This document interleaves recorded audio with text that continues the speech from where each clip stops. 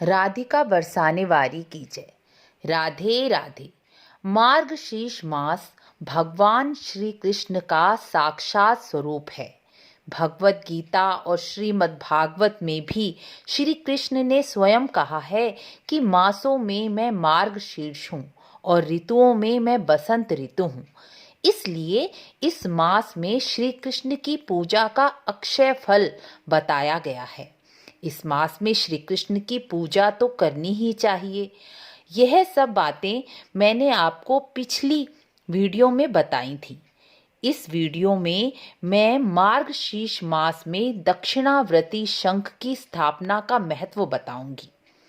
इस मार्गशीर्ष मास में दक्षिणावर्ती शंख की स्थापना से आपके घर में धन्य धान्य की कमी कभी नहीं रहेगी और ना ही घर में नकारात्मक ऊर्जा का वास होगा।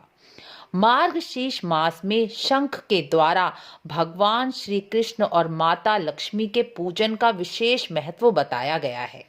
स्कंद पुराण के अनुसार शंख में कच्चा दूध भरकर श्री कृष्ण को अभिषेक किया जाए तो श्री कृष्ण स्वयं कहते हैं कि मैं तो उसे स्वयं को ही दे देता हूँ। मार्गशीर्ष मास में दक्षिणावर्ती शंख की स्थापना से घर में धन्य धान्य की कभी कमी नहीं रहती। दक्षिणावर्ती शंख की स्थापना यदि मार्गशीर्ष मास में की जाए तो वह स्वतः ही प्रतिष्ठित हो जाता है।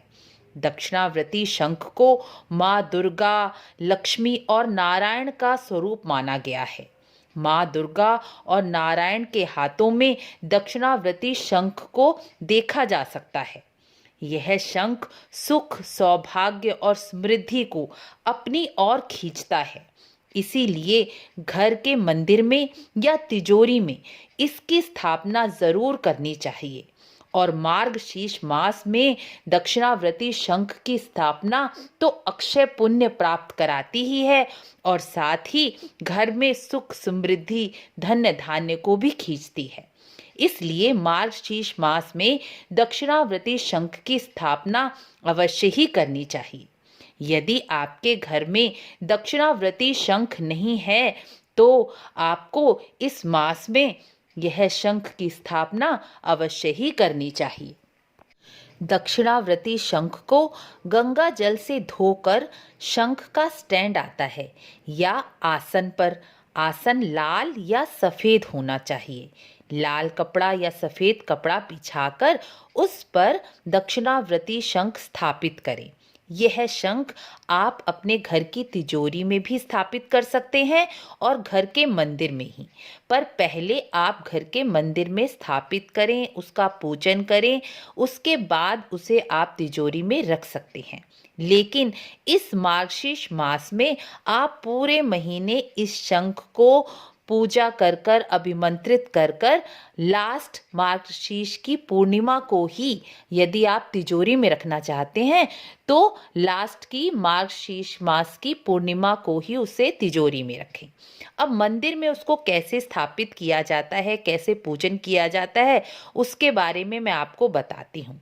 तो दक्षिणावर्ती शंख को जैसे मैंने बताया गंगा जल से धोकर शंख के स्टैंड पर या आसन पर लाल कपड़ा बिछाकर या सफेद कपड़ा बिछाकर स्थापित करें।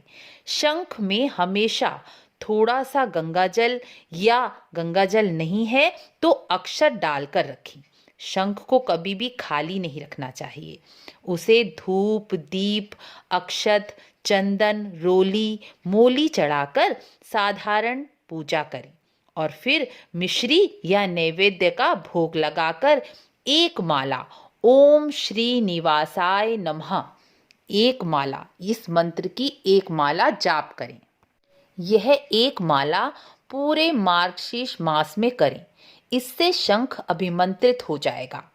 प्रत्येक गुरुवार को शंख में कच्चा दूध भरकर ठाकुर जी को स्नान कराएं और प्रत्येक शुक्रवार को गंगा जल में केसर या गुलाब की पंखुड़ी या वो ना मिले तो गुलाब का इत्र आता है, उसे डालकर लक्ष्मी जी या आपके पास श्री यंत्र हो तो उसका अभिषेक या स्नान कराएं।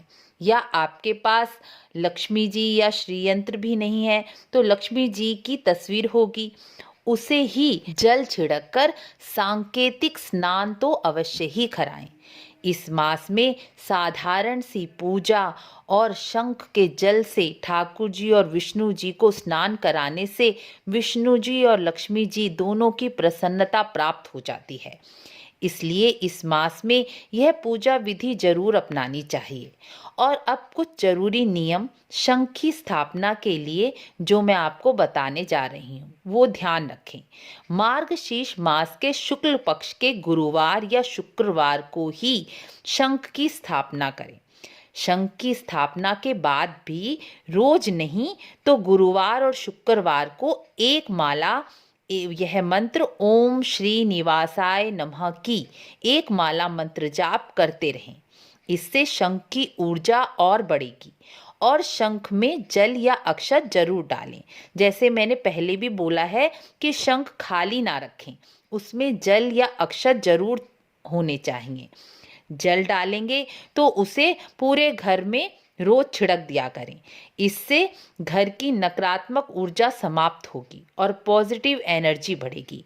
और यदि अक्षत डाला है तो अक्षत भी घर के कोनों में छिड़क दें या उसे अपने रसोई के भंडार में डाल दें।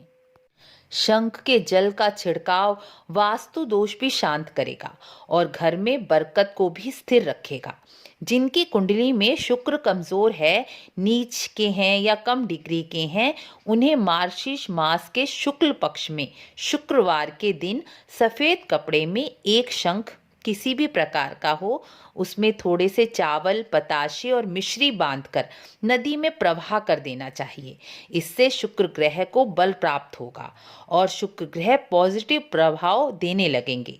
जिन लड़कों की शादी में अड़चने आ रही हैं, शुक्र ग्रह के कमजोर या नीच होने के कारण प्रॉब्लम्स बनी रहती हैं, उन्हें भी इस मार्गशीर्ष मास में यह उपाय करना चाहिए। इससे शुक्र बली होगा और अपना अच्छा प्रभाव देने लगेगा। क्योंकि पुरुष की कुंडली में पत्नी और विवाह के कारक शुक्र को माना गया है, इसलिए जैसे जैसे शुक्र अच्छा होगा तो आपकी विवाह संबंधी परेशानियां हल होंगी। आज की वीडियो में इतना ही। मिलते हैं अगली वीडियो में। राधे राधे।